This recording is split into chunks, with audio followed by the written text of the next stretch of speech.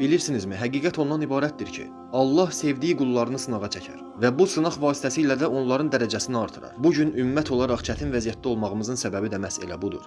Düzdür, kafirlər bizə qarşı planlar, tələlər qururlar. Amma biz əminik ki, Allah da plan qurur və o, plan quranların ən xeyirlisidir.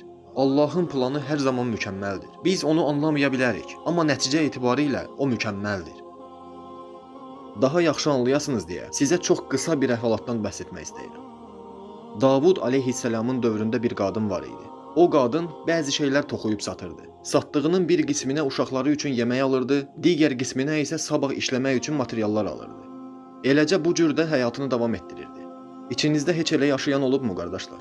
Yəni hər gün həyat mücadiləsi verirsən. Allah şahidimdir ki, mən belə yaşamışam. Küçəyə çıxıb dəmir pul, qəpik quruş axtardığım vaxtlar olub ki, çörək alım.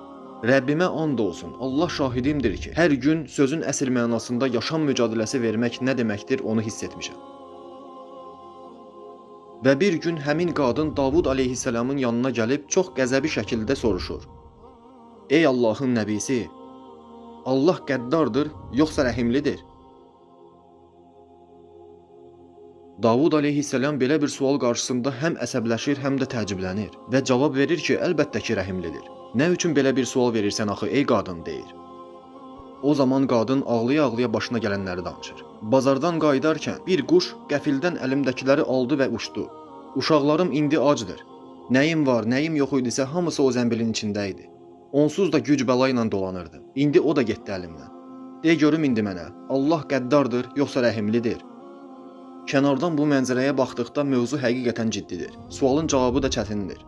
Davud Peyğəmbər qadına cavab hazırlayırdı ki, o sırada Peyğəmbərin yanına 2 nəfər yad adam gəldi. Peyğəmbərin qabağına qızıl sikkələr olan bir sumka qoyub dedilər, ey Allahın nəbisi, bu pullar sədəqədir, istədiyin ehtiyac sahibləri arasında dağıt. Davud Peyğəmbər çaşqınlıq içərisindədir. Deyir ki, dayanın görək, siz kimsiniz axı, hardan gəlirsiniz, bu nə məsələdir? Adamlar cavab verirlər ki, biz ticarətlə məşğul oluruq. Bir gecə bizi çox güclü tufan yaxaladı və gəmimizin yelkəni cırıldı. Yelkənimiz cırılmış vəziyyətdə dənizin ortasında çarəsiz qalmışdıq. O zaman da Allaha dua etdik ki, əgər sən bizi buradan xilas etsən, gəmidəki bütün mallarımızı sənin üçün xərcləyəcəyik.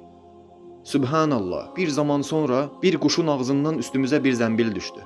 Zəmbilin içində yelkənimizi təmir etmək üçün lazımi materiallar var idi. Yelkənimizi təmir edib xilas olduq. İndi də sənin yanındayıq ki, Allaha verdiyimiz sözü tutaq. Davud Peyğəmbər qadına dönüb ona eyni sualı verir. İndi de görün mənə, Allah qəddardır, yoxsa rəhimlidir? Rəbbin dənizdə və quruda sənin üçün alış-veriş edib. Sübhanallah.